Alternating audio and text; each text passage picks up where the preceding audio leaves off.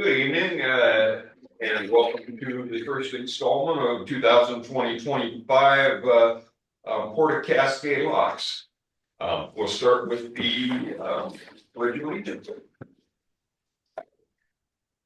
I pledge allegiance to the flag of the United States of America and to the republic for which it stands, one nation, under God, indivisible, with liberty and justice for all.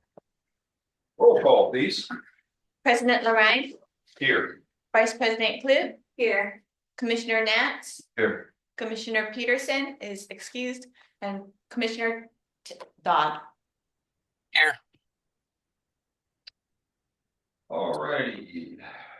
Modifications, changes to the agenda. Andy, we've got you with Andy. You're with us already. Yeah. Okay, I'd like to move 7A below number 2 to public comment, under public comment. So we'll go to public comment and then move to 7A so we can get Andy can move on with the rest of his evening. 7B, You mean 7B? Oh, I apologize. Thank you. 7B. 7B. Okay. Awesome. Fantastic. Public comments. Anybody outside in the world wants to comment? Denise is raising her hand. Denise Baker. Denise E. Baker would like to speak. Okay, perfect. Go right ahead. Hi, thank you, Port of Cascade Locks. I just want to say thanks again for the lovely lights at the holiday time. I know it's a lot of work to put those up, but we do get a lot of good comment. And I want to say thank you for the grant proposal that you put out live on social media today. I'm going to speak on behalf of my nonprofit Main Street Cascade Locks head quickly and not as a city councilor. I just wanted to say that we have also put out on our Facebook page, and I hope folks know about the Building and Revitalization Grant. It's a biannual grant, so it's available this year and again in 27. And Main Street has lots of opportunity for helping guide folks towards grant. But this particular grant for up to $400,000 per building, there's 10 million in the pot and not that many Main Streets apply. I honestly, personally think we have a good chance if there is any building that meets the strategic plan of the port and the city and the Main Street, which is pretty much economic development downtown. To please pay attention to those deadlines. Main Street Cascade Locks will be applying on behalf of the building owner, but there's a lot of prep work that needs to be done as far as the goals and the who's going to match the funding and the building owner and bids and proposals and inspections. But it's certainly well worth it. I hear from the Main Street organizations that have received these grants, and it's so just I want you to pay attention to that, and you can always reach out to me and our Main Street Cascade Locks at gmail.com if you have questions. And then again, as we look forward to the new year 2025, be rest assured that I have checked specifically with Oregon Main Street to say, are we on track? Is this great? And they said yes, and they're very excited for us and our enthusiasm. So I hope for those listening, if you're a private developer, if you're if this makes you want to work, we're talking now. Deadline is February 5th to get to send a letter to Main Street and say we are interested. And then by mid-Feb, then our executive team will choose which project to send in. Can be up to $400,000, and if lesser projects are not more competitive, but it does need to be finished. There's lots of details that I share in a link on the social media and that I've shared in my network. So and then the final drop dead deadline to get that application grant in is March 13th this year. We are highly advised it needs to be submitted at least 2 weeks prior if we want to get comments from the director at Oregon Park and Rec saying, oops, do this, do that, you forgot this. And I am told by Main Streets who have received this grant, they would not have received the grant had they not turned it in early to get editing comments, taken it back, revised it, and then submitted it. So that's the big thing that I wanted to talk about. And of course, throughout the year, we'll talk more about how Main Street and the Port Economic Development can work together. Thanks. Denise, I have a question for you. Thanks for all your comments. Does that grant allow us to put money toward buying a property on Main Street? Yes. Okay, Yes. good enough. Thanks. I thought it was just for revitalization. Okay. Fantastic. All right, next, consider trails funding for phase 2, Genevieve.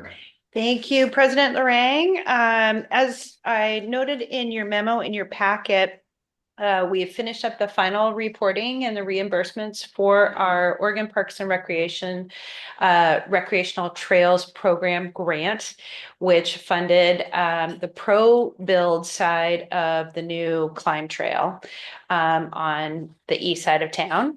And you may remember that when we issued the RFP for the pro build, the quote that we got from Ptarmigan Trails was actually around $30,000 over our budget. So the Port Commission had dedicated some cash funds to provide for that match that was required. But now that we've gotten through the final billing, Ptarmigan Trails actually finished their project under budget. Well under budget. And so we worked with Oregon Parks and Rec. We had been sort of contributing our 20% cash match as we went along through the reporting process. And they're allowing us to submit for those funds that we had previously reported as cash match. So thanks to the work of the Northwest Trail Alliance and the U.S. Forest Service, their force account labor and the volunteer labor from NWTA has fully fulfilled our match requirement. So the port is not having to contribute those monies that we thought that we would. Coincidentally to that, we received a request from NWTA for funding to help them complete that trail, the portion of the trail that they're working on right now. So as you'll see in my staff report, I lay out the reasoning behind a staff recommendation to consider awarding that funding request outside of our grant, our economic development grant program, because it's essentially for the same project. It's for NWTA, which are again donating literally countless hours of volunteer labor. This will help with their equipment costs. And since it really was sort of the same project, we thought it might be something that the commission might consider doing, using those monies that had already been dedicated to that project. Ted and Andy are both here. They're the leaders of this request and of that whole project. So guys, fill in any blanks that I'm leaving here.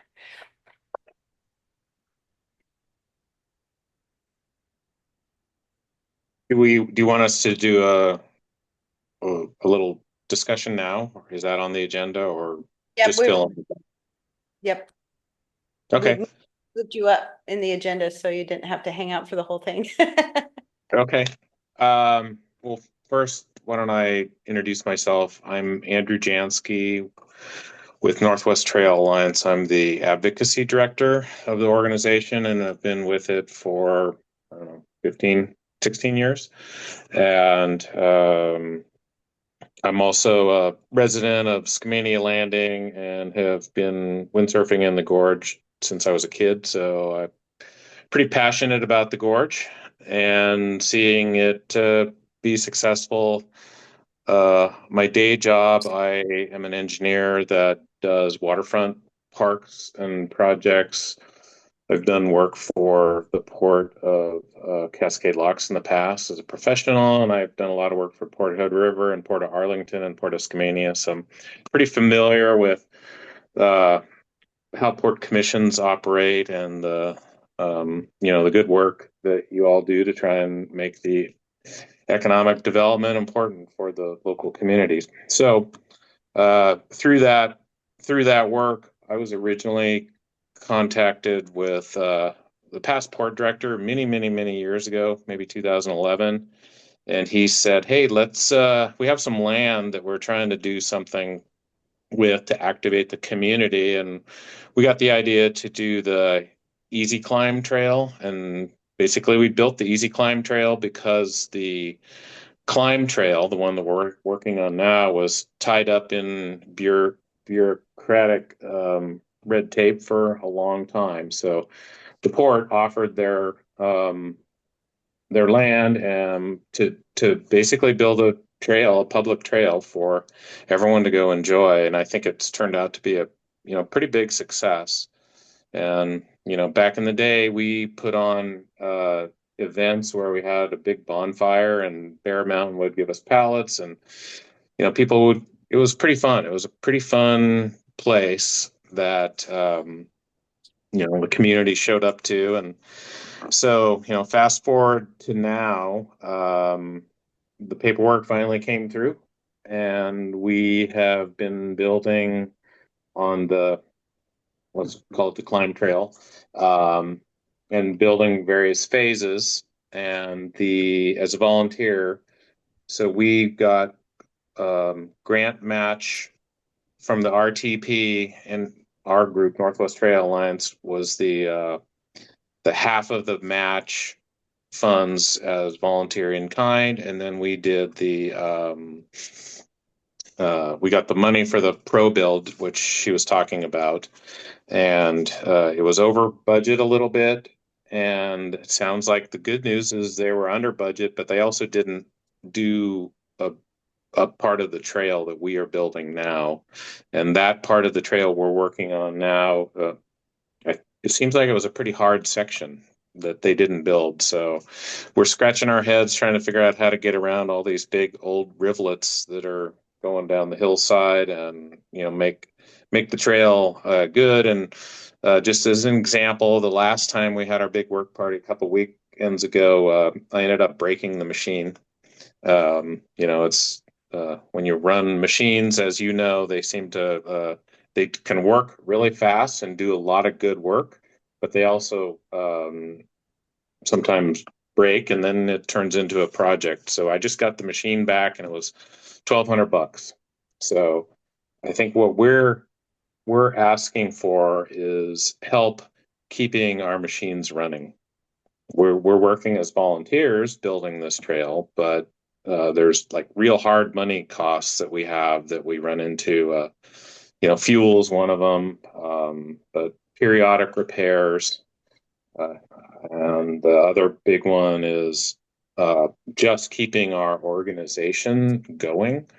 Um, we have back of house operations, we have insurance on our equipment, and a bunch of other fixed costs that we have to deal with just to be able to allow people like me and our volunteers to go out and do work. So that's basically what I think is in the packet, is the summary of some of our costs and what we're asking for help with, just to basically keep being able to add on to the trail. I got another email today from someone in our organization that's in our women's group, and she said the amount of interest and activity on the social media that they've been putting out has been incredible. She was very impressed that people were so excited about it. So she said she put up a story, and they got nearly 200 likes in 8 hours, 90 shares, 30 bookmarks, and 300 interactions. If that means anything to anyone, great. But it's pretty impressive what the buzz that is happening. Yeah, in Cascade Locks as a part of this development. So there it is. Questions? What other funding mechanisms do you all have? Fundraising mechanisms? What's that? Obviously you guys are asking us for some money. I'm wondering what are the fundraising mechanisms you guys currently use? We have various different fundraising efforts. Some of them are direct asks of membership to donate money. We have a few grants that we've applied for. We have we have some membership dollars that people join. I think it's 45 or $50 a year. So we have a bunch of members that pay that. But we also are very active at Stub Stewart State Park, Sandy Ridge, Gateway Green, and up on Mount St. Helens. So we're spread into various different areas. So, keeping all of we have a similar level of energy in probably 6 different places. But right now our machines are pretty much dedicated to Cascade Locks, and I'm the equipment manager for our heavy equipment. So, I want to work on and finish this trail. So, you have pretty dedicated resources at this point. And then so if you're in multiple places and the equipment goes across multiple places, but all of the funds that we provide are specific to Cascade Locks and specific to our trails?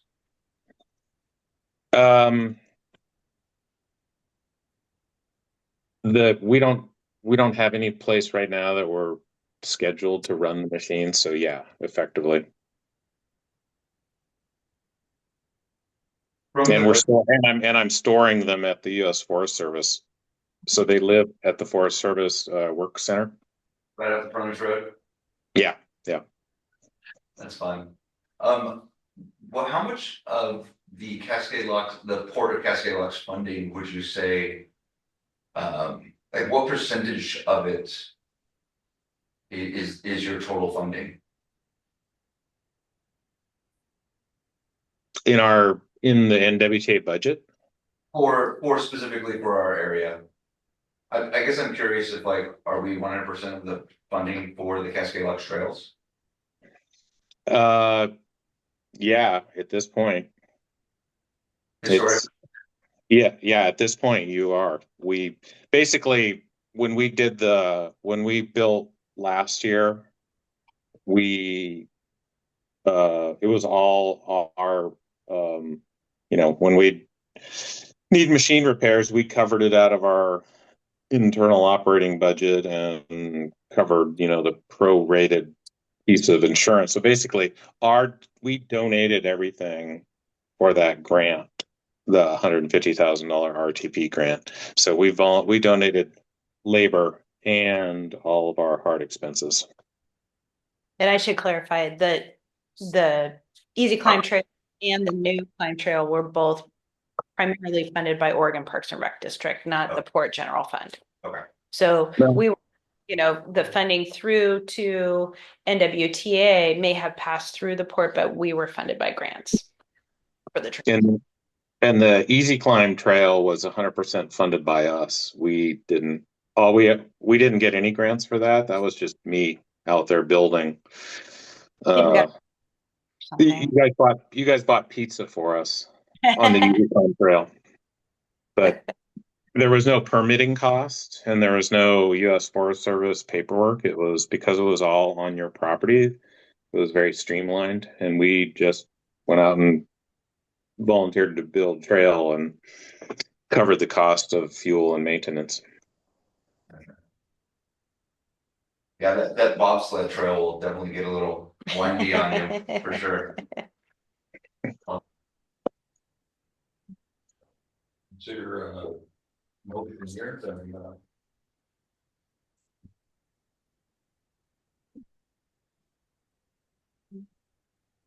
There it is.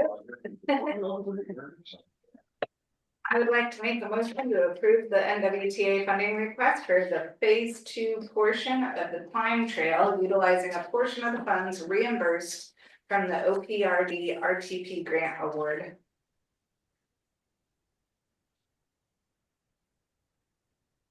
I'm happy to move into discussion, but I do have some more questions specifically. I want to get a second first before we move to discussion. Okay. Otherwise it will. We get a second on that? Is Ted allowed to vote on this since he's part of Northwest Trail Alliance? Yeah, for sure. Yes. Yeah, he doesn't volunteers. he doesn't benefit it, is economically benefit from it. Okay. So he is allowed to second this if he wanted to. Cool. I'll second this motion. Great. All right, we have a motion and a second. Further discussion? I guess my only question here is that we originally set aside $38,000, and the reimbursement requests were under that, which is great, about $9,519.44. But the current request is for 13,500 or 459.39. So where's that extra $4,000 going to come from? We are expecting to receive back from OPRD 28,480 and Oh, 56 cents. The reimbursement to us will be 28,000. Yes, sir. Oh, okay. And Yes. they're asking for 13 more. Okay, Yes, sir. gotcha. I thought it was from the original dollars. Okay. Okay. Other one came in under budget. Okay. All right. Yeah, because it doesn't read like that.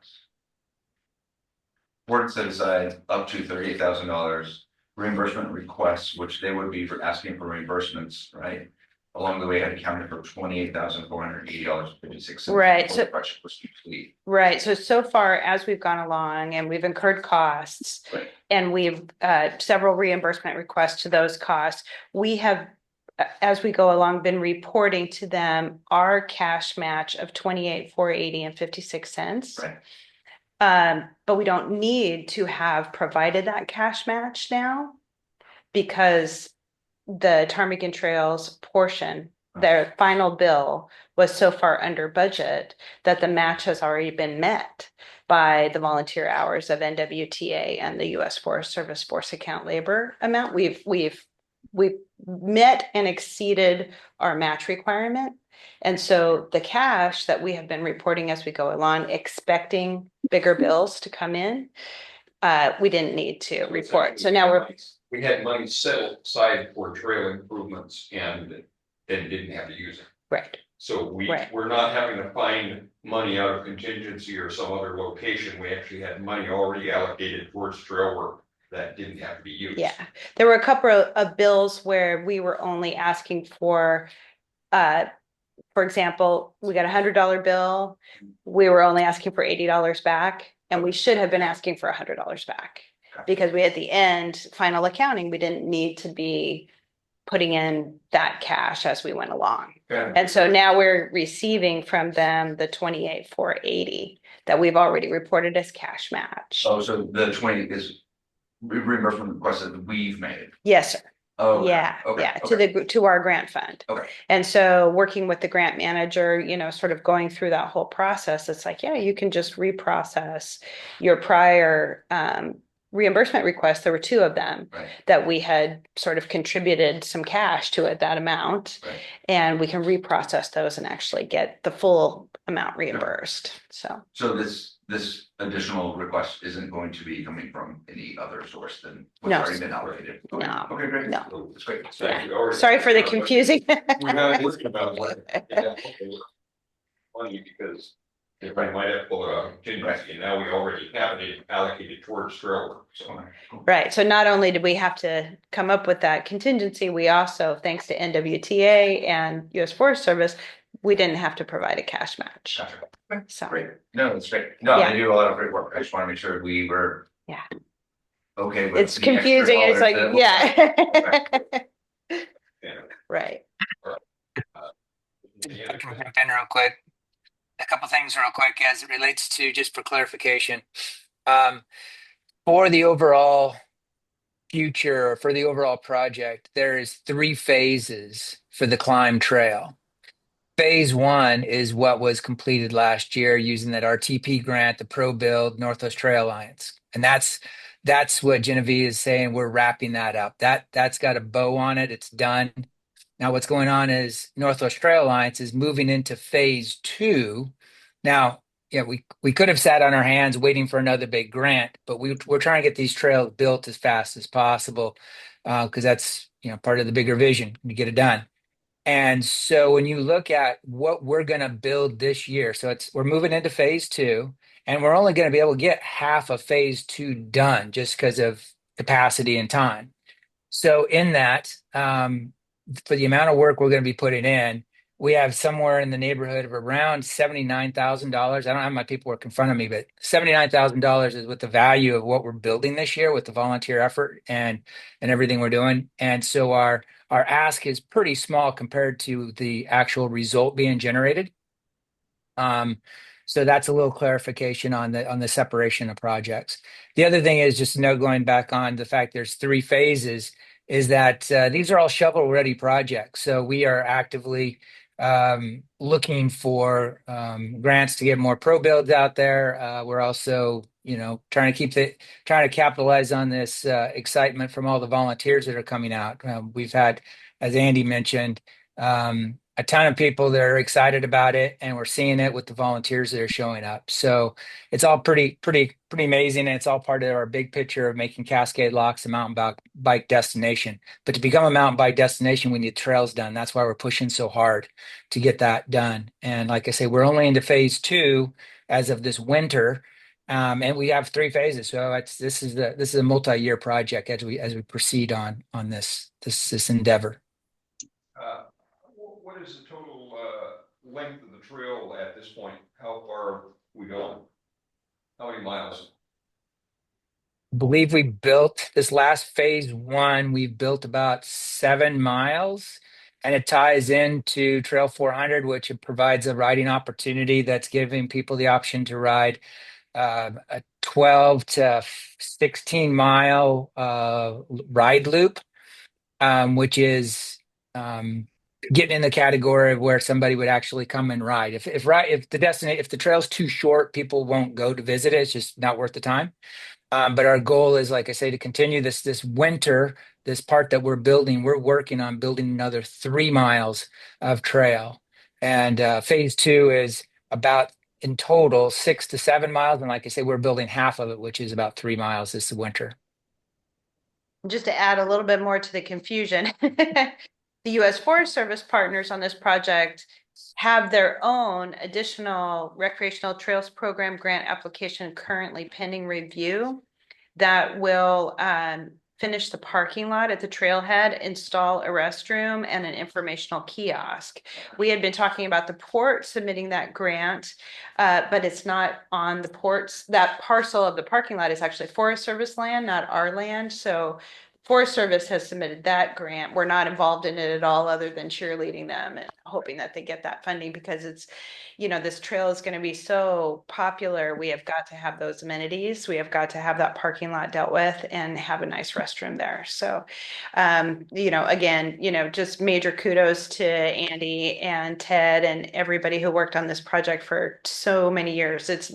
Andy's not joking. It's 15+ year effort that's been underway for this, that now that we are shovel ready, we want to move fast and get the trail done. So that's where. Thanks, guys. All right.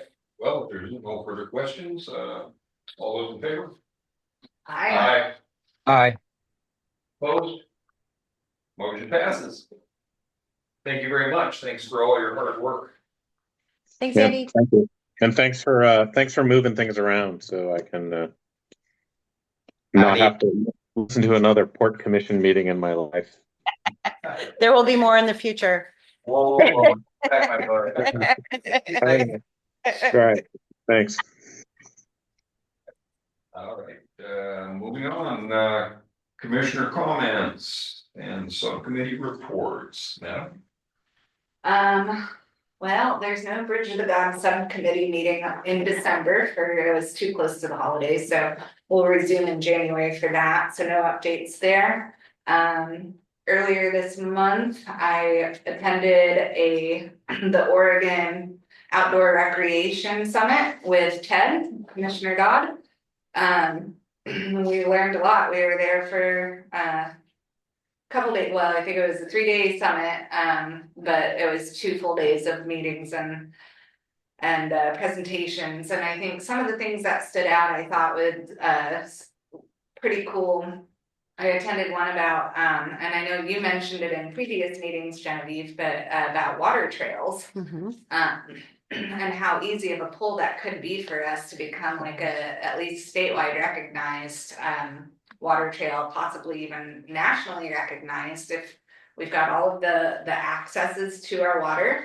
We've got, all we have to do is figure out a path and put out signs and install cool signs. program. And we got some grants to get nice signage up and maps made.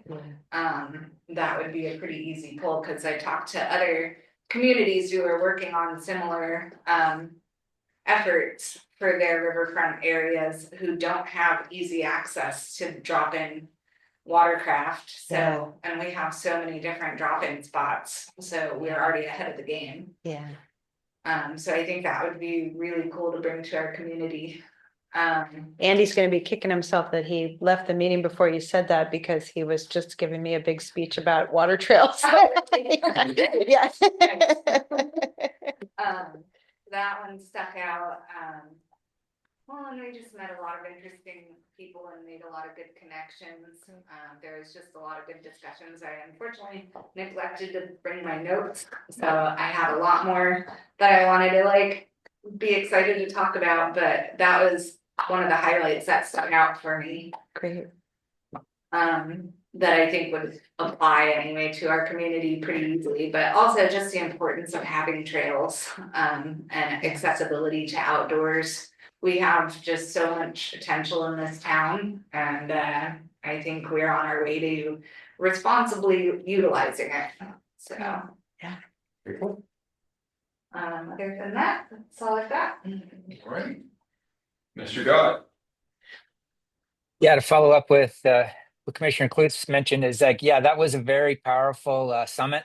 It was really interesting that I actually knew a lot of the different key players throughout the state of Oregon, just because of my past membership as being a board member of Northwest Trail Alliance and being active for as long as I have.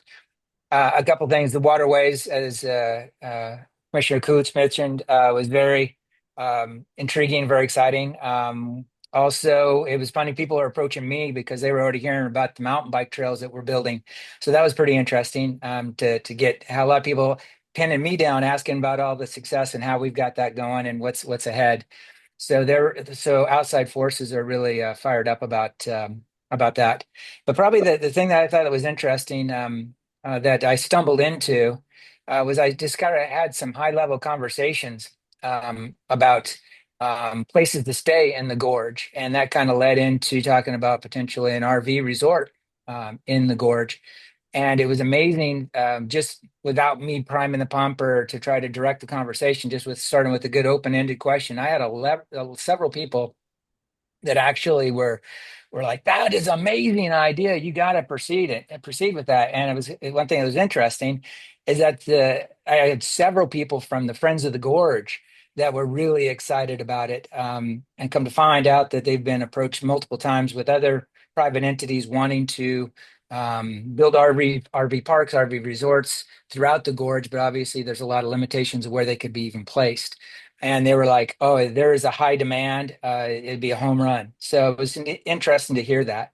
I also was able to compare notes with the deputy director at Benton County, which maintain a large RV park. And it was interesting to kind of pick his brain. It was perfect timing. We were in between a couple big programs, so we literally just sat and BS'd, and a lot of wisdom was shared, and I was very appreciative of that. So I'm happy to share that on a one-on-one basis as well, just learning things from what they did right and what they did wrong, and whatnot. So anyway, that's all I have to say at this point. By the way, thanks for your support with the Northwest Trail Alliance. I think they're doing a great job. They're a solid volunteer group of what is it, 6,000 members, and they're 30+ year old as an organization. So anyway, that's what I have. Thank you. Howard. I was hoping we would go through all the updates so I could say thanks to everyone for all the work they've done over the last month. But I'll just ask my questions and have my comments while we go through all the executive director updates. all I want to say is, I hope everyone had a good Christmas. Happy New Year to everybody. I don't know if I've seen everyone since then. To echo Denise, I also enjoyed the lights. That was super fun to go check out. And also to echo what Denise was saying about Main Street. We have a real need for business fronts downtown, and a really important need. And us as the driver of economic development, I think we need to take a very strong look at that in the coming weeks, coming months. New buildings, revitalizing buildings, whatever that happens to be. Additionally, and I guess finally, I went to the Dry Creek Trail and saw the restrooms. Looking good. Nice. Looking good, guys. And they were locked up, so I couldn't use them. Yeah, But- we're getting there. We'll figure out the tokens. So, Circle back on one thing, because you mentioned Christmas lights again, and it sparked my memory. But when we were at the Sun River Resort for the Outdoor Recreation Summit, they had just done up their entire property, like around the main lodge, with all of these Christmas lights just circling up the trees, and it was literally no shapes like we have at our Port Park. It was just The trees. I'll send you guys the videos that I took, but it was just a magical wonderland walking through it, and I think that's something we could look at starting to do down at the marine park. Maybe hire some contractors to help put up lights, and then if there's strands of lights, I think we already have a ton in storage from what I remember hearing.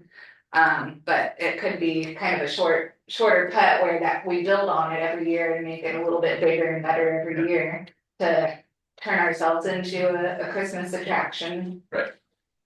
Get some winter When you walk there, might tourism. have to use that generator to power the Christmas lights.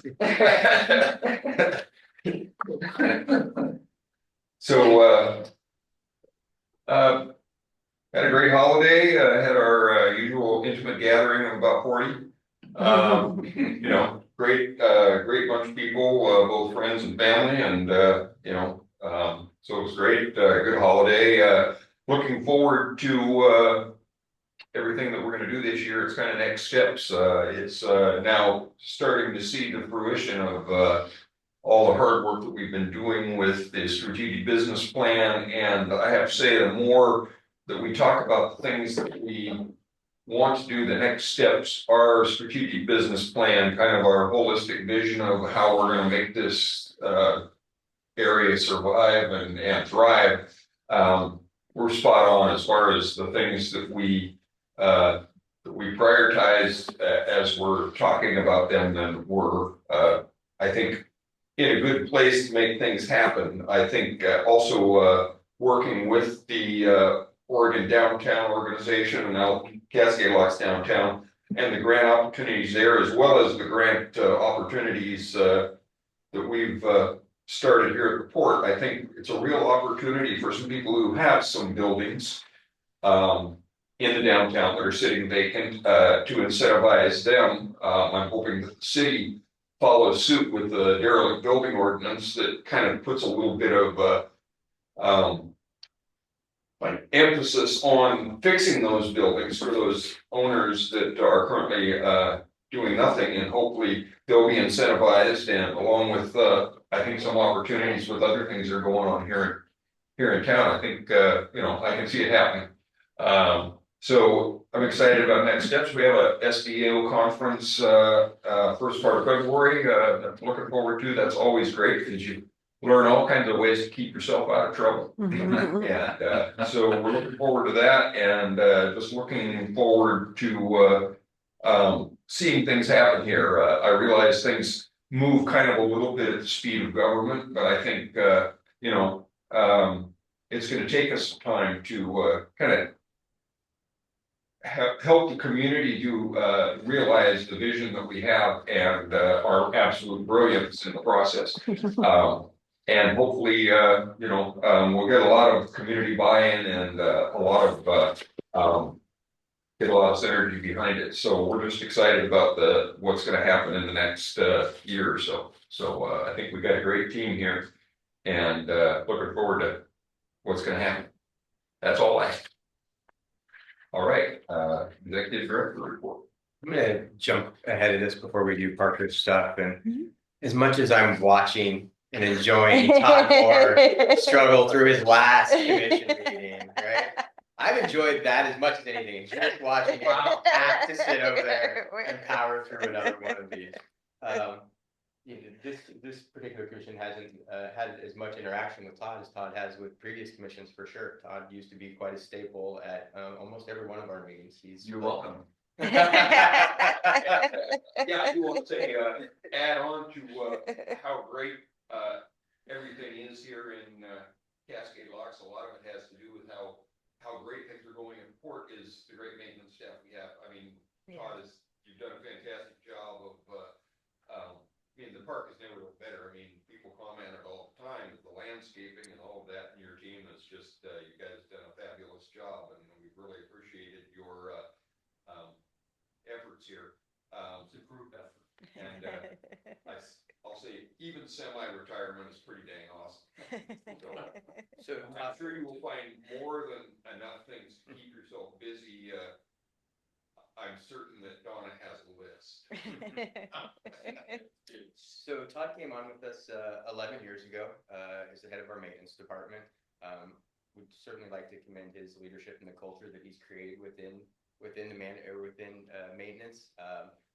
The administration has sort of its own little culture to it. The toll booth definitely has its own culture to it, and the maintenance department very much has its own culture to it.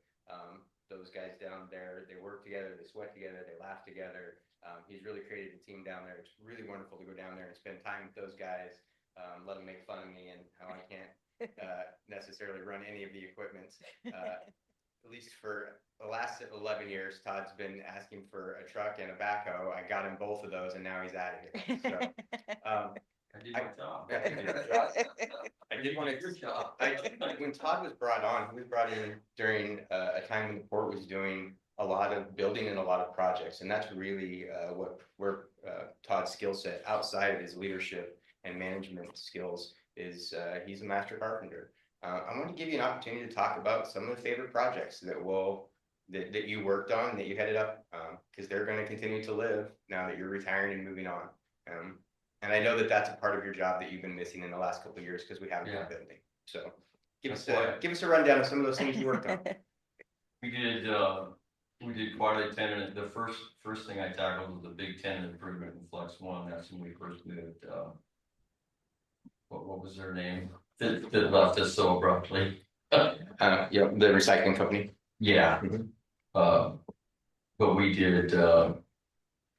I think that ended up, because of electrical, it ended up being about $300,000 worth. But me and John did most of the carpentry work in there, and we did it for right around $75,000 or something like that.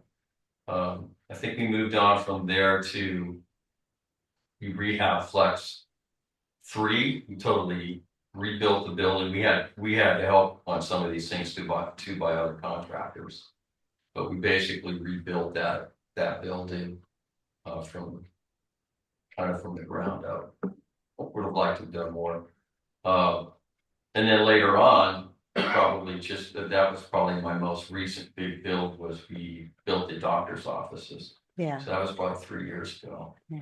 So we added 4 more rooms in it. So we did the doctor's offices in there. In the midst of that, we did Flex 2, and then we were just finishing up 2, and we started 4.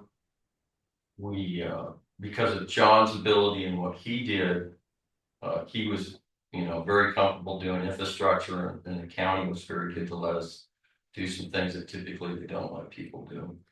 And we did like all the infrastructures to 2 and 4. We did sidewalks, patios, and then we did the build. We kind of finished the build in 2, and then we totally did the build in demising wall in Flex 4. Mm-hmm. So we did a ton of construction. We ended up even having to go back into 4 and doing another staircase. And then since then, within the park, we've done things too. Like we rewrote certain things Yeah. Center Park bathrooms. We rebuilt one of the cook shacks. One more still needs to be done. But done a lot of different projects. We've had like house 3 got tore apart one time when we had a leak before we got the roof done. So there's been a lot of building projects, a lot of sewer failures, different things like that. As part of sort of our farewell to Todd, we gave him a final project to work on. How long have you been in the museum now? About a month? About a month. About a month. About a month. And what are you working on in there? I tore apart the upper northwest room down to the steps. Wow. Took all the lath and plaster out, which is a really messy job. So that was their gift to me. Congratulations. So we are going to be having a. Did you get to build it back? What's that? Are you gonna build it back or are you just gonna tear it apart? I've got in my old age, I've gotten really good at tearing things apart, not putting them back. Partners can have. You mentioned all the flex buildings, but someone told me that you built a bridge. That's true. What's that? So I have built. It's been around that long. It was up towards the river. So we want to thank Todd for his lasting impact, not just to the port, but the entire community of Cascade Locks. He's been in service to both the port and the community for the last 11 years. On the 16th, which will be his last day, we're going to have a party down at Ale House. It'll be pizza. We're going to have another presentation there for him. Tonight we have flowers. Wow. You're a flower guy. Wow, my wife. Your wife said no. Your wife said no chocolate. Oh, we gave him chocolate. So January 16th will be his last day. We'll have a little party down at Ale House. There'll be some pizza. We'll have another presentation for him.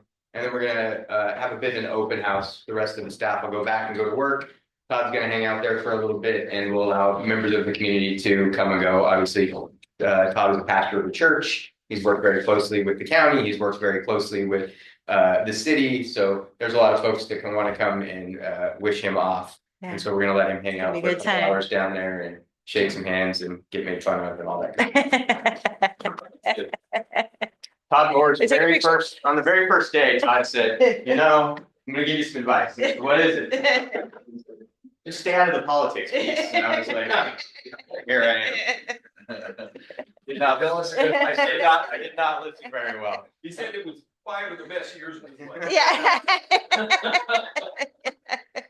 That's what I told my wife. I do want to thank the board for putting up with it. 11 years is a long time. Before that, I've done construction my whole life, so I've never been anywhere very long. Yeah. So to be someplace in one place 11 years. And the thing to say about that is sometimes you have to pinch yourself. Yeah. When you're up on the bridge, or you're in the park, or you're at the business park, wherever we have property, how beautiful it is here. Yeah.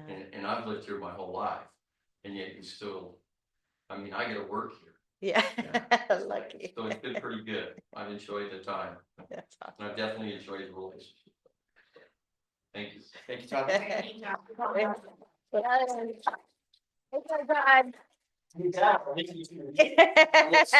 Enjoy. Okay. Take So, care. and anybody who is watching online, if you'd like to come down, it's open to the public. I know lots of people have relationships with Todd, and I think it'd be great to sit and share some stories and share some pizza. Parker Nelson is home. Is he home? I think he's at the booth. Parker Nelson is sick today and also working. So he is up in the toll booth this evening. It's hot up there. No doubt. So Genevieve's going to take Parker's report this evening. He just wanted me to make sure that you knew of 3 main things. The Bridge to God's replacement sign has been installed, and that was Parker driving that completely, and it was really great. He called in some help from Bulldog and got the welding done on that through Bulldog, but he's got the sign up and that was done and the closure went okay. I haven't been to Stevenson since it went up. Yeah. But I saw on social, someone posted a photo where it kind of like looked wonky. Oh, So okay. the post, it was interesting. Was that in Carson? Maybe. Yeah, so they posted a picture of the old sign. So they posted, it was interesting because they posted a picture of the new sign and they're like, I hope the other side of the sign looks as good as this one did. And then someone posted a picture of the old sign and they're like, no, it still looks pretty. And then it just, the fire kind of fed it. And I did pop in there at one point in time and put up a picture of the new sign and it kind of corrected So itself. it's not all catty. No, it looks amazing. Yeah, it looks awesome. That has been bothering me since the first day I started here. I'm so happy. I didn't know that was going on. That's good. Okay, good to know. And also he wanted to let you know, kind of the play-by-play with some navigation lights. The navigation lights went out in the early morning hours of December 20th and the night of December 19th. Parker called in some electrical crews from Joins Boys, and they identified and repaired the issue before things got dark on the 20th. So there's some damaged conduit that is sort of out of alignment and rubbing on the wires. And so unfortunately, we do anticipate to have further repairs later in the year on other areas of conduit, but we're still waiting for information there. And speaking of conduit, Parker has started the trenching work for the transfer switch. There are some utilities there that were not found in the locate, and so we're redoing the locate, and the trenching work therefore is a little bit delayed. He's also been working really hard with the school's facilities crew on the as-built for their HVAC system, so that project is moving forward. It is a little bit delayed. Fingers crossed, snow doesn't fly until we get it going, but he is working on that very, very hard and want you to know that the project is moving forward, but we did get a little bit of a delay there. That's all he wanted me to hit last He night. didn't want you to tell us about the rescued kittens. Yes, the kittens are in the dells, in the hands of qualified professionals, but yeah, Larry, Mo, and Curly, they're doing okay. Did you want me to just? Yeah. Okay, just a couple of things. I'll talk about the Port Planning and Marketing Fund grant later that has been submitted, as well as the pre-application for an OEM grant that may help the port to offset some of the transfer switch costs. I'm not sure if they'll yet allow things that occurred before any contract on a grant award has been signed, or if they'll peg it to the date of the disaster that prompted the funding program. So there's still some things that I'm trying to figure out there. We have been working with Marina and Co. to implement a new payroll system, a new accounts payable system, and moving to QuickBooks Online. So there's been a lot of accounting and bookkeeping work that's been going on. In that, don't mean to interrupt you, No. but I want to make sure that and we'll highlight this later. We'll take a kind of look back or review back sometime in February, but checked a lot of boxes in the strategic business plan when it comes to bringing We're modernizing our financial systems. Correct, Yeah. modernizing. So we now have contracted out for payroll, right? Gusto is our system. Mhm. We did it on the last payroll. It went really smoothly. That's actually one of the fastest I've been paid. Yeah. We cranked it out, and even for first day with pickup. Yeah, it's really faster. great. And it saves a lot of time on the state and federal taxes and the PERS payments that we have. So we're finding efficiencies in our accounting system kind of all over the place. And so, it's concerning to me that you haven't yet seen the fruit of those labors because you haven't received your quarterly financial statement yet. But I mean, there's a lot of work going on a lot of fronts on the accounting side of the business. So we're working hard on that. Also added some new benefits to our employees too. Each one gets their own personal log-on account, which allows them to go in and see which benefits they have through the port, make adjustments to those benefits. They can get their W-2s online there, which is not something they've always had visibility of. It's been a thing where they had to come in and talk to Melissa and say, hey, how much am I getting? What can I do? And that all becomes much more accessible to them. So another step towards modernization. Mhm. I've had that as a employee payment portal before, and it was super smooth. Yeah, we were super happy. We were very happy. Yeah. with it. Yeah, It's great. Glad to hear that. that's it for me. Everything else is part of the meeting. So. I went to a lot of Christmas parties. There. did go to a lot of Christmas parties. Port of Hood River, Skamania, excuse me, I went to the Skamania County's Chamber of Commerce one. I went to the EDC one, went to Hood River County's Chamber events. So had a lot of opportunity to do some networking during the holidays. We also, as many folks who own businesses in town, who were able to see is that Port provided poinsettias to different communities, to different businesses and partners. Those were all hand delivered by me. I put some miles on the vehicle. It was great. I got to shake a lot of hands, and everyone was very appreciative. But it also gave me anywhere from 5 to 15 minutes FaceTime with all of those folks right in the prime time of sort of season, bringing them up to date on what we're doing, what they're doing, and it was a good opportunity that we were able to do. We also, I'm on here somewhere. There we go. Attended a Rotary Club meet and greet. Found a lot of value in that. I really would like to have an opportunity for us to network more often with folks in Hood River and connect with the community up there that is doing things within the community, both at a business level as well as a community service level. The Rotary Club does offer a corporate ability to join as a corporate organization. So that's something where the port could buy into that, pay our annual dues, and then that would be open for one of us, a port member or me, to go up and be a part of that. That's probably something I'll come to the commission for in the next couple of months, take a look at the budget, make sure everything's lining up on where we're spending our funds for those types of things. But I definitely see the value of it.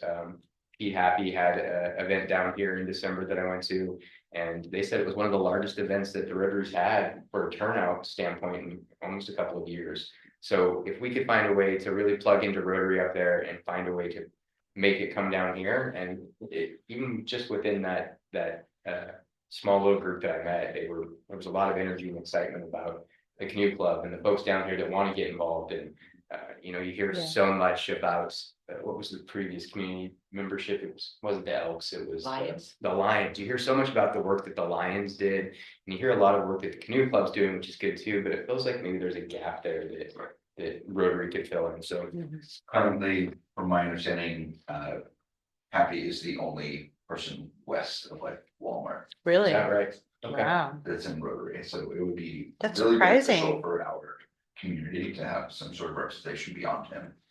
That's really surprising. I've met with a couple of folks in the now vacant Flex One building, the half that is vacant. Met with a couple of different folks. Looks like Bike the Gorge has shown the most interest in that. We haven't got a contract put in place or a lease put in place and signed, but they showed a lot of interest in it. The other folks that I've kind of talked to about it, they were priced out. It was a little more than they were willing to spend. Ben's excited about that. I'd like to have him in there by March if possible. Attended a number of Main Street meetings, a number of city meetings, met with Columbia River Insurance, attended several wastewater treatment discussions with Freem in the city. We're looking to potentially move Freem into Flex 6, which is something that's been discussed, not yet in a public meeting, but in a number of private meetings, but has sort of reached a spot now that we can talk about that Flex 6 is something that Freem is interested in. They're looking at a couple different things that they could do with that building, and it's taking a look at our wastewater treatment facility is something that is going to be important within that. So I'm sitting through a number of wastewater treatment facility meetings, learning a lot about wastewater treatment facility, which is, you know, sort of interesting and sort of gross. At some point in time, when we get a little further down the path, you as the commission will get involved with that. There may be some funds that we need to look at within the development funds to help further that project. I might have some available to me in our commercial building spaces that would maybe fill that. But again, as that sort of develops, I'll bring it to the commission when we get to some decision points. PNWA, attended a meeting regarding the museum. So as you guys know, we don't have a funding mechanism anymore for providing money to the museum. We had it in a community sort of pot pool that we use that no longer exists. What exists in its place is the grant program. The museum is not eligible for that grant program because it can't fund just your regular maintenance or operational costs. And so we've kind of been looking at creative ways to potentially work with the museum to keep the museum going. I have a meeting, or we've made the agenda for the city at the next city meeting to ask the city if they would be interested in giving the port the museum collection. If they say yes, then I will come back to this commission and we'll talk about what some opportunities could be that may allow us to continue to help the museum. Doesn't mean we're going to take it. Obviously, that's going to be your guys' decision whether to do so or not. But before I even spent the time of us going down that path of what we do with it and how it would work, we have to know first whether the city's is open to doing it. So we'll have that back. Hopefully by the next meeting, I'll know whether or not the city's interested in doing it now. Other thing that's not in my director's report that I want to talk about just a little bit. We need to put together and we've done it a number of different times, but I really want to lock it down for February as being when we do this, is a work session to talk about the coming year. So I want to, typically we do it on like a Thursday, Friday. It's usually a 2-day thing. That's what it's previously been with other commissions, and you guys kind of hit it right in the strategic business plan. So we've never really had a strategic business plan in place and done one. They can be a little bit shorter. We've done them in town before. We've done them at Cooper Spurs. I'm most concerned about the time of year that we do them. February is great because it feeds and informs the budget, which starts happening in March. So that gives you guys an opportunity to look and say, this is what we got to accomplish this year. This is still what's left to do in the strategic business plan. This is how far each thing has moved. Do we want to add a little more push to a certain area, pull back in a certain area? Are there things in the strategic business plan that absolutely made sense a year ago, but now that we're this much farther down the path and we've started to see things, do they need to be removed from the strategic business plan? So we're right back to sort of that planning stage where we were last year. So I'd like everybody to take a look at their calendars. I'm thinking the second or the third or the fourth week in February. Rob's not here, so Carrie and I will be reaching out to you guys individually to start thinking about 2 days towards the end of the week, and then getting your feedback on. And you guys more than welcome to speak up now. Do we want to stay in town? Do we want to just go to Gorgeous again and keep it local? Do we want to go up to Cooper Spurs and get a little bit of team building? It's right? fun to go to Cooper Spur and stuff. I think from a financial standpoint, it's a lot more efficient. It is Keep cheaper it here local, keep the money here very local, even though that is in an airport district. It's a lot more expensive. And actually it worked out great when we did it at Gorgeous a couple of years ago. And or Thunder Island, something like that, where we can spend an evening and a couple evenings, something like that. Have a pajama party, I don't know. But yeah, I'll have to get back to you because we are going to be out of town towards the end of February for a few days. So, but I'll let you know on that. But yeah, The first one I attended was a Saturday, Sunday. Sorry, breakfast time. Yeah, that was when we were that was a rough time. But it was also the beginning of this. That was the strategic business plan, right? So Boss Adams was there. We started from scratch. kind of. It was what you guys did, right? So you guys was a couple days. We can spend that long. There really is enough time for us to spend a couple days going through all this stuff. But you guys also, It's okay not to as well. Agree. So anyway, I'll bounce that off of you guys, but it is something I want to push towards the end of February. And if it's Cooper Spurs, we need to move on that quickly. Cooper Spurs is very expensive. There is some time for some team building, which I feel is important with staff and commissioners, so that's cool. But we also all kind of have built teams. We do trust falls and gorgeous. Also, previous commissions haven't traveled and attended conferences as diligently as you guys have. So there was, a certain amount of them coming together and spending time somewhere else, whereas this commission has had quite a bit of travel together and gone to these conferences, which is certainly appreciated and made you guys that much better commissioners. So that was sort of their one sort of gift. So that's all I've got. I'm sure there's questions.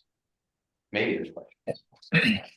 I'll go ahead and jump in real quick. So going on to this meeting you want to do, just to throw this comment out, the shorter the better. I have got an incredibly crazy work schedule commitment, so and my weekends are pretty booked up as well. Um, Skamania Lodge, can we do it in a day, an afternoon, a day? According to statute, it has to be within the port district. Okay. So, We're very local here. Gorgeous. but we could do it. We could do it at Thunder Island. We could do it. Well, not Thunder Island. Well, maybe Thunder Island. Probably not. Thunder Island typically doesn't take. They don't love those types of things. The catering piece of stuff. They're busy. But they're busy, right? But Gorgeous could do it. This hotel also has a conference room that we've never done. We can get it catered. But yeah, we need to be super local. We can keep it fairly short. We do have the strategic business plan that with my Gantt chart showing all the places where we've made strides towards all of those goals. So we definitely want to go over that sort of piece by piece and lay out, what the rest of those timelines look like, and maybe we pull back on some and push harder on others. I think I could get it down to 1 day, 4 hours. I think would probably be the minimum. Maybe less. It just depends how much you guys want to hear from things like David McCurry and the work that he's done and going to be doing. Dan Marr pointing Dan in the right direction for this next year to come, right? What sort of things do we want Dan focusing on at the legislative level, right? This was really an opportunity for you guys to brainstorm a little bit, hear what we've done, hear where we feel like we're headed, and for me and staff to hear, the things you guys are thinking about and maybe haven't had an opportunity to talk about it because it's not been on an agenda. So it's a little more free form conversation. Things kind of boil out of it. 4 hours probably in a single day with this group is completely doable. And I'm okay with a full day. That's not a problem. I'm just trying to minimize some travel a little bit. So yeah, if we kept it local, I could commit to a full day. And the last part of February, actually, I was just checking my schedule. Looks pretty good. Several week periods of end of February. So there's a lot of flexibility there. And then also, like you say, Jeremiah, it kind of times in with taking action. By getting this done earlier, sooner than later. So for whatever it's worth. Awesome. Well, let's see. Where am I? Discussion items for economic development grant applications. Okay. Actually, Do you have something? you're right. I called you in too soon, buddy. We're gonna go one more thing and then we'll get to it. Go on. Okay. And I can be real quick. Just an announcement of something you already know, that the Port of Cascade Locks Economic Development Grant Program applications are now open. The application form is live, and our partners at McKed are ready to receive those applications. They will be scoring each of those applications within 30 days of submission. And so the commission will receive their recommendations as they roll in. We have issued a press release to Columbia Gorge News. I think I heard that they published the article already, that the grant applications are open.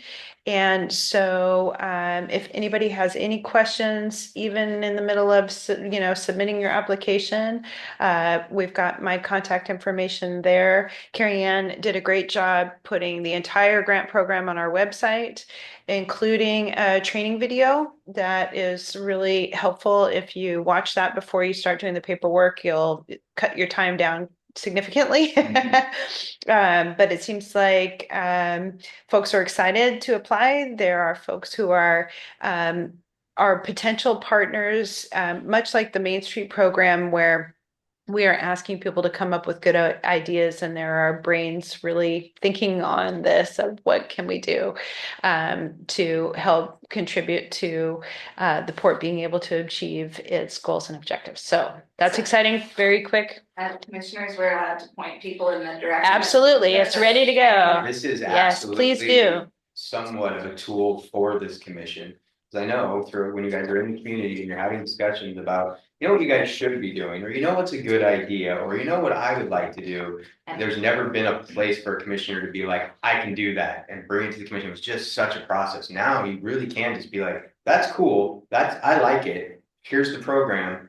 Let staff know if you guys need some help. Like maybe somebody to apply to redo the mural. 100%.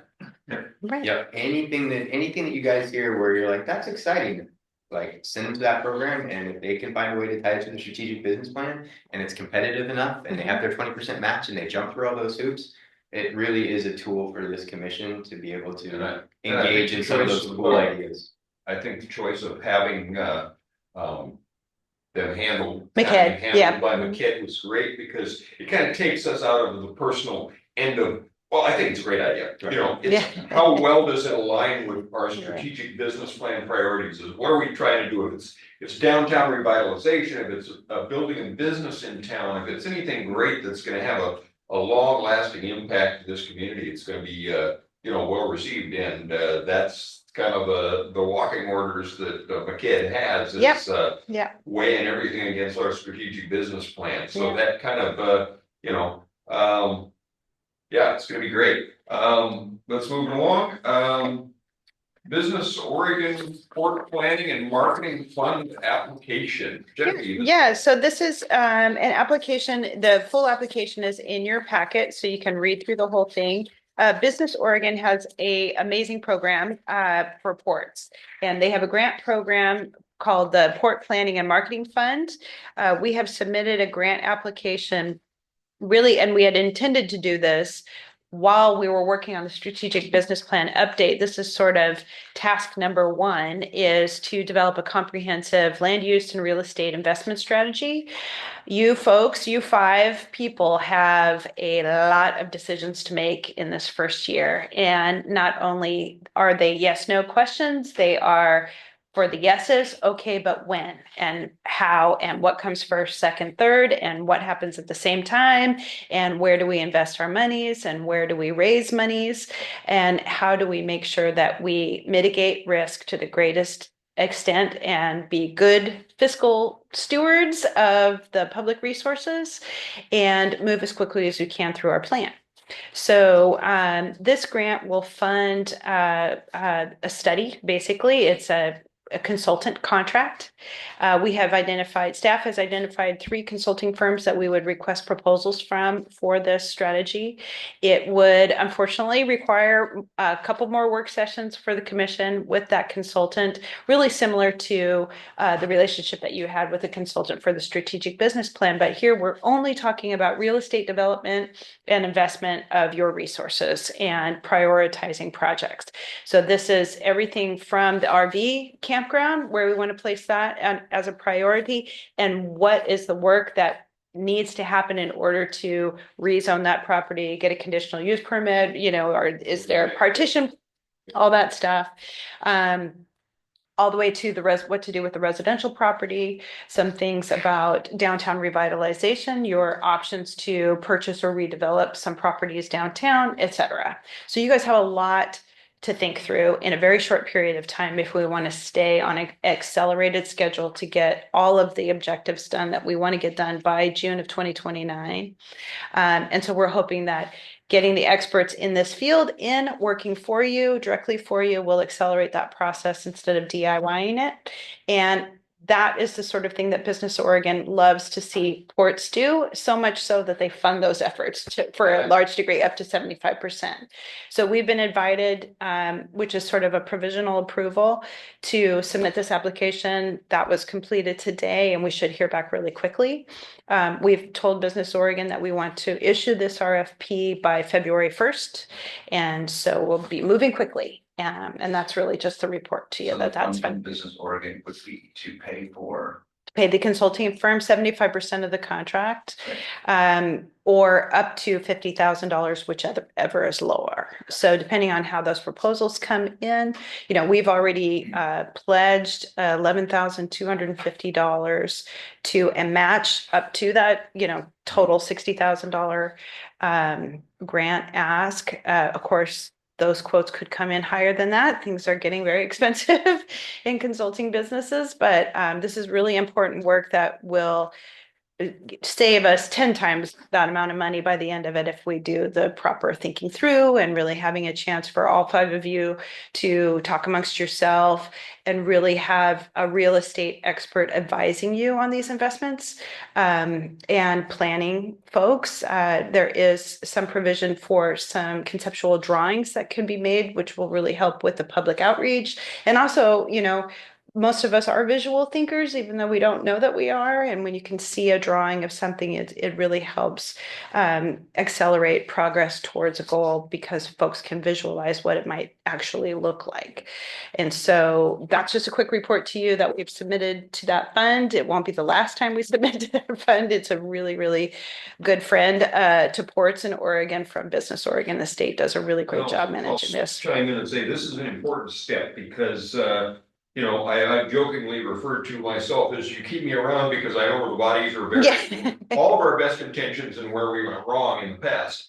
And we have a lot of great studies at the port or renderings of things we'd like to do. And we missed a step where we have no idea how we're ever going to make it happen because this is just not realistically possible. Right. We don't have the funds. We haven't figured out the phasing of how this is going to happen. And so consequently, we have lots of nice renderings on our shelves of things that are completely impossible for the port ever to do. So this is an important step as far as, okay, let's get together with people who actually know, and we'll look at our resources and we'll look how we phase it out over the years, and we'll look at grant opportunities and everything to make these things actually viable. So they can actually happen. So I would say this is an important step as much as I hate doing things slow. It's necessary. It's not slow. Same, right? I think I've told all of you guys that is the battle between me and Genevieve. We can get someone to pay for that, and I'm like, in 3 years, right? So we go back and forth. But it is, to Genevieve's point that she makes with me regularly, is that you start stacking these studies on top of each other, and then you get to the funding portion of this, and that's the place where grant money goes. Is once a project has gone through these plans and gone through these studies, those are the ones that get the funding. This, as Brad said, a lot of times we did the conceptual drawing and then said, hey, who's going to pay for it? With none of the stuff in the middle that we could do to substantiate somebody giving us money to do those things. That's obviously part of the reason that we brought Genevieve along, is to get us the funds to do these little plans that all add up to stretching your guys' 2.4 million as far as we possibly can. I mean, we can take that money right now, start doing earthwork and DIY this whole thing, and that 2.4 will go really fast. But if we can start taking pieces of that 2.4 and saying, hey, we have the match to the 2 million that you want to give us, here's our 20%. We can take that 2.4 a long, long ways. There's a USDA program that we see it, Ted. Oh, sorry. I was just going to say, on the federal front, there's the EDA and the USDA both have programs that are really perfectly suited to Cascade Locks' situation. And the USDA program that I think we are a really perfect match for does require a comprehensive land use strategy that is not just one entity, but multiple entities agreeing in this. And so I really want the port to have its comprehensive land use strategy done. So we have your priorities sort of codified, in lack of a better word, as part of an adopted plan that can then be added onto by the city. Nonprofits, for-profit businesses can all plug into a group plan, and then we meet that USDA requirement, and we can start applying for those funds next year. That USDA grant was the last grant you got for the Port of Hood River? No, it was an EDA grant. That was the EDA grant, but yeah, same thing. You've got to show that your project has broad support across multiple jurisdictions and multiple business sectors. And so this is one of those things we need to get done. And thankfully it actually helps a lot with mitigating risk and wasting time because you didn't check a box along the way. And Genevieve has been through this process before. The last grant she got was for an EDA grant in the Port of Hood River to the tune of? It was 2.1 million, something like that. So all those people out on TV land that think we're like ducks. It looks like nothing's happening on the surface, but underneath we're paddling. We are working hard. Right. Yeah. Right, All right. right. Ted's got a. Do we have a comment? Ted John. Ted? So Genevieve, thank you. That's an amazing report. It's once again bearer of great news. Always, you just always bring in all these great gems. To Brad's point regarding, pursuing a lot of things that we never go very far.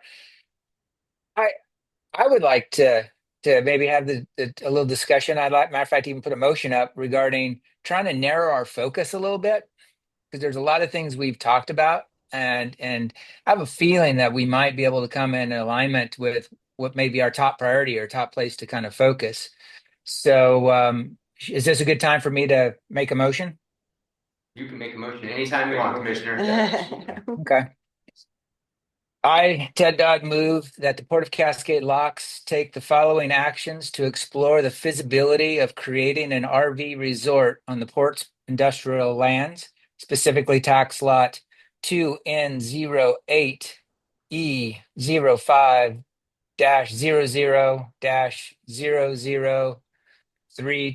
2N08E05-00-00302.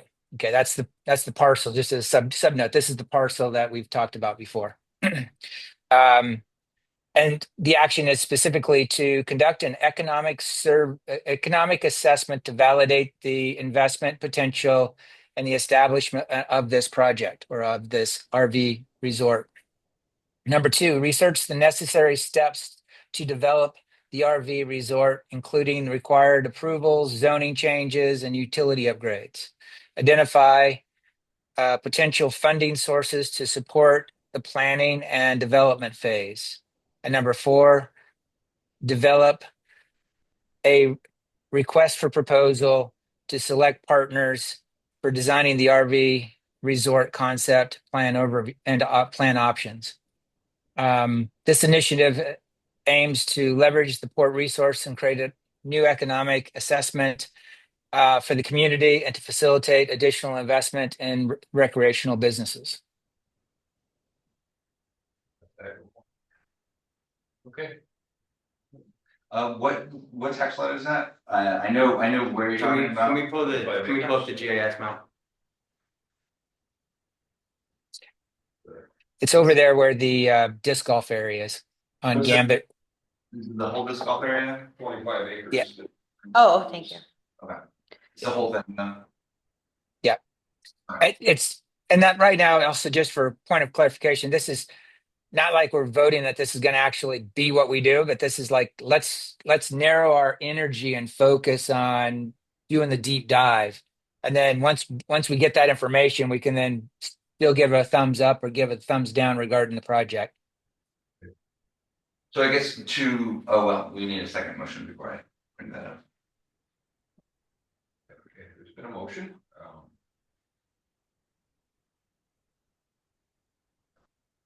I feel like all of this is going along with the grant that we're seeking already anyway, so Let me look at like that and if see we're if having there's- That'll consultants. be, That's why we need a second motion. that'll be outlined in the, We're reviewing the motion real quick. I want to see if there's anything that was in that motion that necessarily isn't, so that we're clear. Is there anything that you're seeing there that wouldn't be covered by that?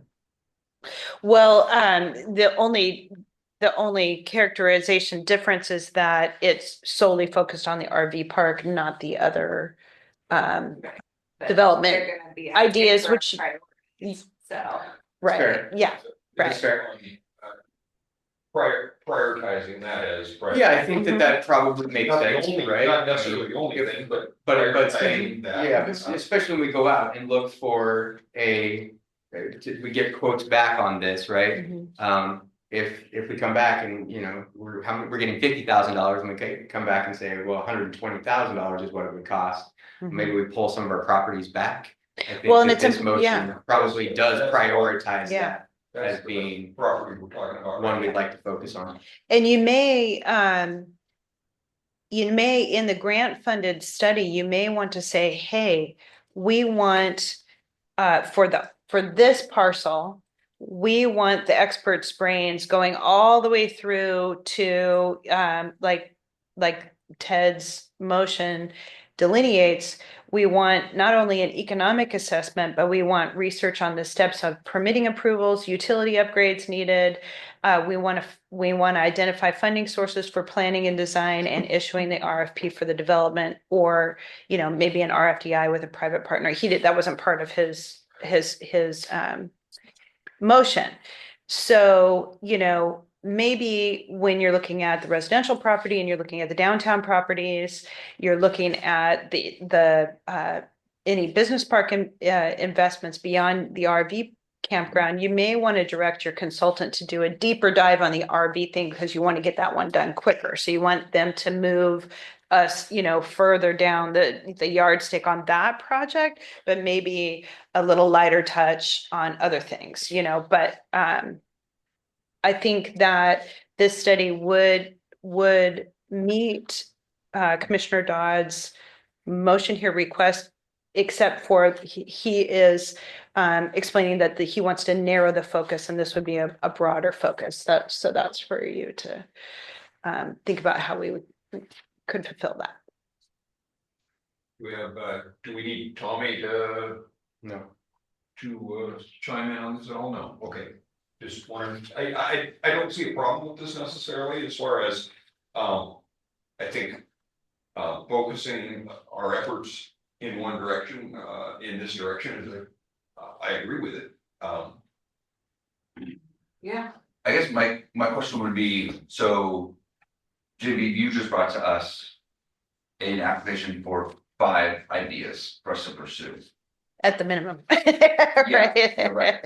It's a comprehensive But land by use narrowing it and down, real estate. that limit us from reapplying for any of the other 4 in the future. For other planning efforts and things Right. like that. No. Yeah. It's not like a one and done. You can do phases and you can split off other pieces. You might be able to say, our preliminary studies show that yes, the RV park provides the lowest risk, highest rate of return, best use of public funds. You could get that expert opinion back right away that says, yes, you should pull the trigger on this. And then here are the next steps of funding and planning and that you need to do. So Right. that could be a potential scenario for sure. Right. So, but it would narrow it down from, I guess, the 5 that are currently in front of us down to the 1. They would focus both their financial, obviously there's a limit to how much design work and stuff and planning they're going to do. So I suppose depending on what you want to end up with, you might want to focus them in a particular direction, because otherwise they're going to be all over the board and you won't get very far with any of it. Yeah. So I guess it is good to. Yeah. So anyway. Or we could do a study exclusively focused on the RV park, which I think is, That's what it sounds like. yeah, I think that's the motion. I wouldn't wanna, for me personally, I would want to, if we're getting that opportunity to get consultants in for planning, I would want it to be inclusive of the whole business park at least. Okay. And not just an RV park, but have an RV park part of that overall picture.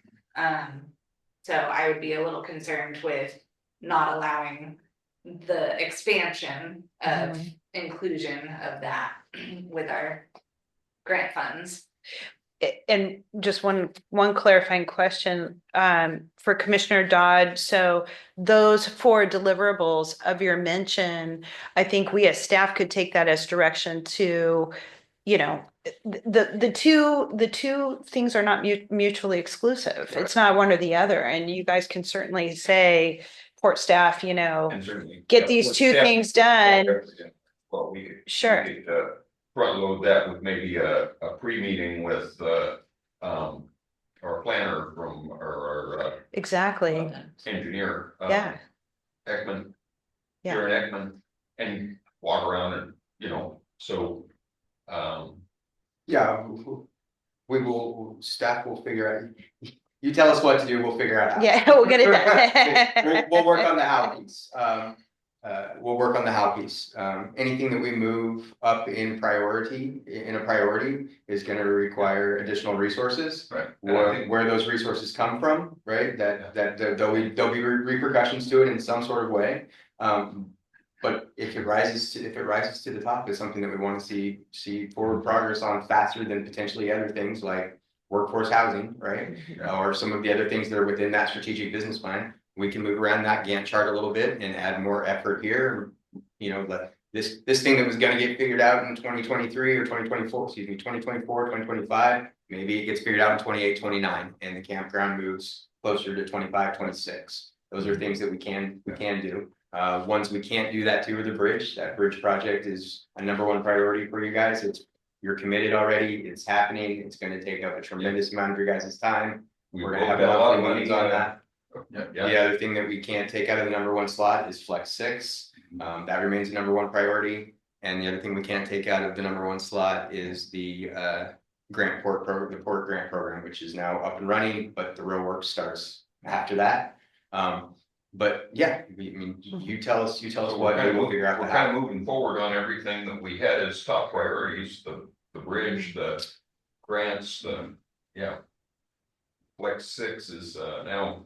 Yeah, I mean, and that's just the nature of having as many goals as we have and of a 5-year strategic business plan, right? It's work on this, hit a roadblock, move to this one. We're not eligible for funding for another 6 months. What do we do for 6 months? So there's a certain amount of moving from each one to each one to each one, to keep everything moving sort of different. You know, we don't leave anything behind is what we don't want to do. But you know, if we can certainly add more effort to the campground. Yeah, I mean, I know we never got a second motion and we're still discussing it, but you know, I agree with Commissioner Dodd about as far as narrowing it down. There's a couple on here that are like not at all priorities to me at all. But there are some that, like the RV campground, that I think is a huge opportunity for us. So I'm gonna line up with that. And I so say some of the things, if they're not a super huge priority, and some of those things that are on our list are things that we're going to go out for an RFDI or we're going to go out for an RFP, and then we'll put it in someone else's hands because we're not going to build it ourselves. Right. So to go back, what I was trying to get at is that yeah, I agree with the idea of narrowing it down, but I don't want to do that at the risk of not like being able to map all of these out. Yeah, and I don't think it would. This goes back slightly to, and this is good because this is as this commission works through. You guys have had a strategic business plan for all about 8 months now, right? When we sat down at my review, some of the discussions we had were, I need you guys to prioritize what you guys want me to work on. And generally what you guys came back with was you prioritize it and then bring it to us. And that's what we've done. We prioritize something that generally moves things on sort of at an equal footing. Some will finish earlier because they're not as long. Some will start a little bit later, not as so for us to come back and prioritize some of this stuff, I think it's a good idea. I have a Gantt chart right now that we can show you, and everything kind of plugs along. It's longer than he is tall. It's longer than I am tall. It all sort of plugs along and it does end up getting completed, but at different rates that you guys may want to weigh in and go, that one needs to move faster.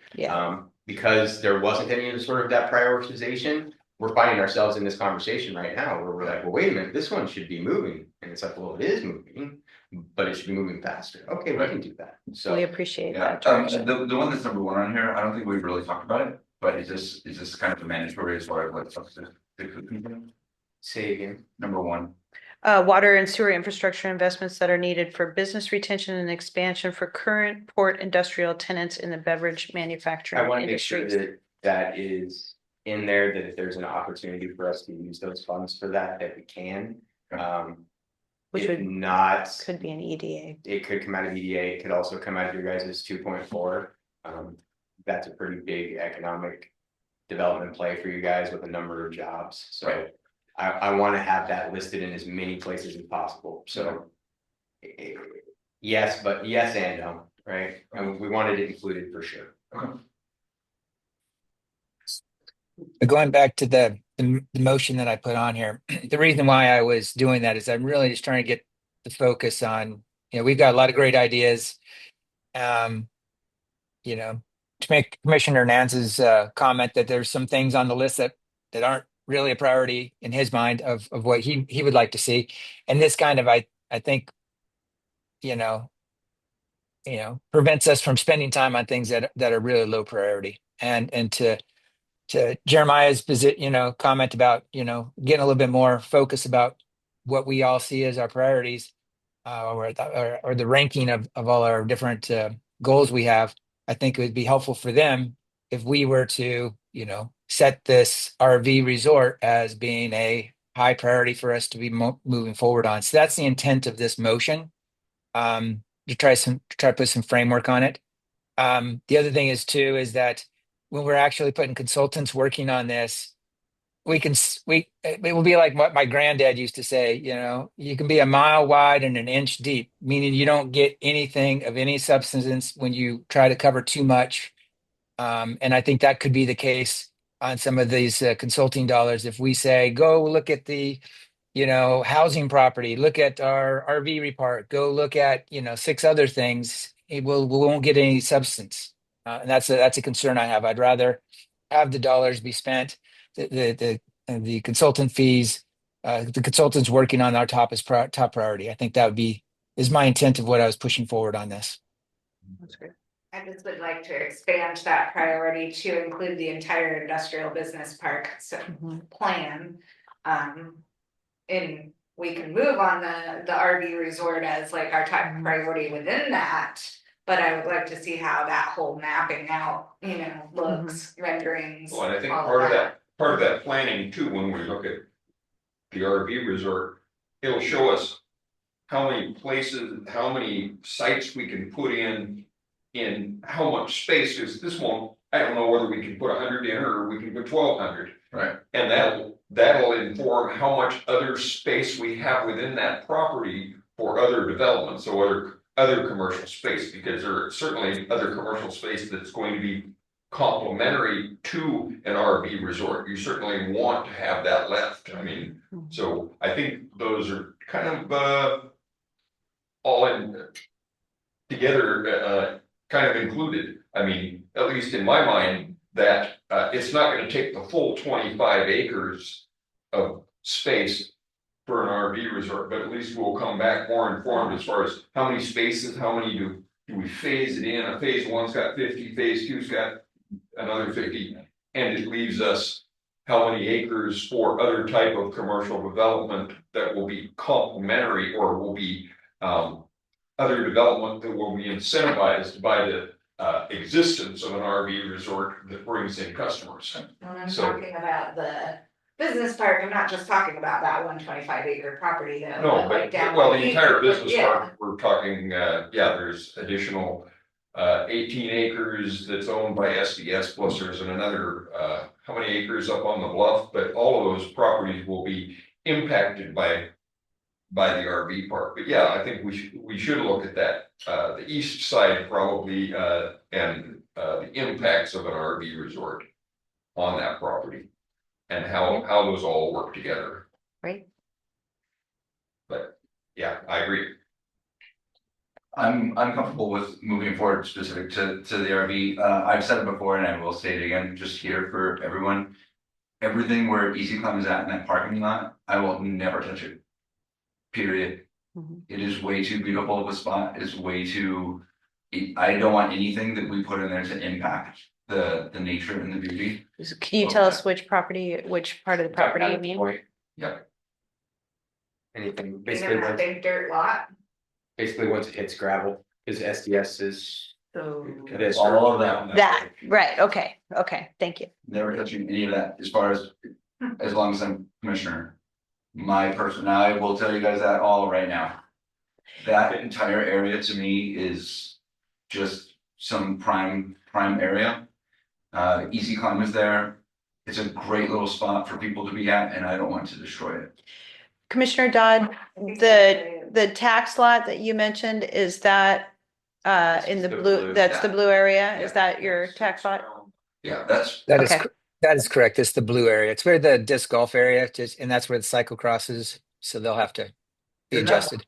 I'm comfortable with. Okay. And I'm aligned with you guys. I think that should be the priority of those 5. Do you think that the campground, and starting to get into the legitimate, just want to make sure I understand, is the campground in your guys' minds, I mean, this isn't maybe a yes or no question, but does it come as a priority over acquisition of downtown business, of downtown derelict buildings? Right? Because Yes. Yes. I think that's part of, perfect, that's part of the discussion that I think needs to happen. And we talked about this before. And I'll just reiterate what I said. My personal feeling is whatever we can put in that can make us money, the most money, the fastest period of time is what I'm for. So right now, we don't have this study.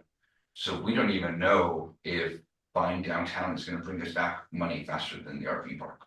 We have no idea.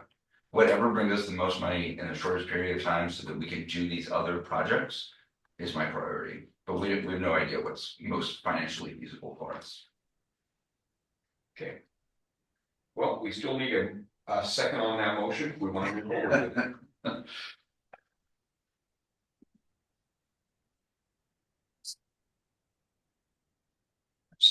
I'm still concerned about Would anybody like the others. I want to make sure that, well, I guess to Carrie's point, what does, if we motion this, is it only that lot that we're gonna point them to? I don't think it needs to be, but it's, I think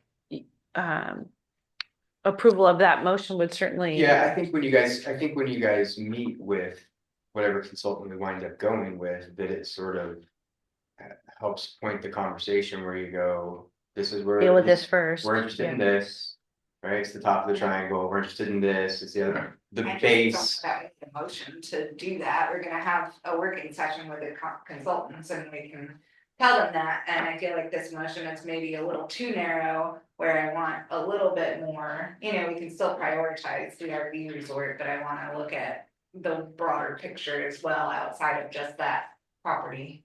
This study that we're talking about, it's gonna give us some really good insight to the business park, to the campground, to the fire station property, right? Which is to our residential property, which just talking with individual commissioners sounds like is moving a little bit farther down on the priority list, right? Of what we do with that, some of that residential stuff. So it almost informs the next motion that you guys make, where you go, cool, we got all this information. I'll be darned, it was the campground, just like we thought. Or, that fire station now kind of sticks out in a way because our real estate guy came and said, there is no more mixed residential left in the gorge. And if you put this on the bottom and this on the top, the kind of, with that investment and what the return on that investment would be greater than what it would be to invest X number of dollars in a campground. Some of this could feed that. But also that's things moving a little bit slower, right? So, I mean, however you guys. I mean, it's, colloquially speaking, like, we all know there's a huge demand for camping in the gorge. And we also all know there's a huge demand for workforce housing in the gorge and throughout the state. And so in terms of what's the return on investment, what would happen first, second, third, I think it'd be great to have a little bit of a roadmap of, you can expect a payback period on this project of X number of years and a payback period of X number of months, maybe,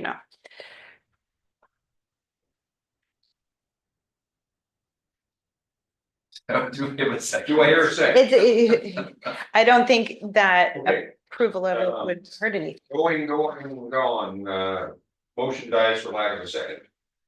We don't disagree with you, Ted, but I can't make a second, and I believe we're all on the same page, but I don't think we want to make it so specific that, and I'm not saying that we're not gonna push in that direction. But I think what it does do for me as the executive director is give me I will be 100% honest. When I asked for a little bit of direction for you guys to prioritize this, there was a little bit of you guys were like, we don't want to, because some of you get a motion, I think you got a consensus. You all felt a little bit differently, more passionately about certain things, right? Maybe it's workforce housing, maybe it's the fire station property, maybe it was downtown revitalization, and a certain amount that no one wanted to step forward and say, this is what we should prioritize. Right. We just did so much work agreeing, right? But I think it helps me as an executive director to now see like, which one do we want to move forward on? And people have opinions and they kind of fit. So what I will do is come back with the Gantt chart that we worked so hard on and be able to show you, this is what we came up with as a plan, where there was nothing that floated to the top as a priority other than the bridge that we were all committed to and Flex One, which we were committed to. So if we look at that Gantt chart, you'll see everything moves and you'll see the way it moves. It's going to be a lot easier for you guys to look at that now that you've sort of seen the problem with things moving all equally, to go, yeah, let's dial up the notch on this one and back the notch down on this one. I mean, I think we're to Brad's point, like, seems like we're all aligned that the RV campground Sounds like it. is a priority. We just, the motion to only focus on that with this particular thing is what I guess kind of didn't satisfy everyone. So But next having you meeting- guys unanimous on that is a huge help Yeah, it to is. staff. Yeah, it- The fact that And none of you disagree that the I RV too- park is, I too am impressed, how we align that historically didn't happen a lot on the commission, is that, you know, I mean, we've worked the last 2 years and, you know, getting you all to realize my brilliance, I guess. I know, I'm a maniac, but anyway, but the fact that we have alignment on the direction, and I would say from conversations I've had, not just with you all, but with the community, is overall, the community seems overwhelmingly in favor of and aligned, has consensus with the direction that we're headed because of the influence it will have on other development. So, thank you, Ted. Yeah, that was also. I will say that was a well presented, if not very wordy, motion. I liked it. And see in this dirt area, building on that too. Yeah. So, do you go out there very often? Huh? Do you go out there very often?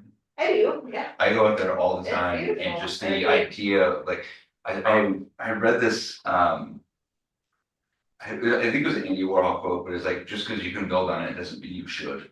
And every time I go out there, I look up at the mountain, I look at the trees and that bluff, and I look out on just that little cove, and to me, for us to put a building there destroys the beauty that that area has. I think there's ways to integrate buildings into nature and still make them part of the landscape. Yeah. But, yeah. Different opinions, it's good to know though. All right. there goes your Well, mic. Microphone fell down there. It's so connected to your shoes, Eric. Stuck in the book. From that conversation that we just had, again, I'm going to reiterate, we're going to bring back the Gantt chart at the next meeting. And we're going to ask you guys to look at the strategic business plan and work on helping us prioritize some of those, because right now they do currently move sort of at an even speed. So that's going to be super helpful. That was exactly what we needed to actually get that piece started. So, Thank you. All right. Now, the Port Cascade Locks Commission will now meet in executive session pursuant to ORS 192.6602E to conduct deliberations with persons designated by the governing body to negotiate real property transactions. Representatives of the news media and designated staff shall be allowed to attend the executive session. All other members of the audience are asked to leave the room. Representatives of the news media are specifically directed not to report on or otherwise disclose any of the deliberations or anything said about these subjects during the executive session, except to state the general subject of the session as previously announced. No decision may be made in the executive session. At the end of the executive session, we will return to open session and welcome the audience back into the room. Thank you for attending. We'll see you again soon. since you're out, go back and watch us, that they know what we're talking about. Okay, we're back. Yes.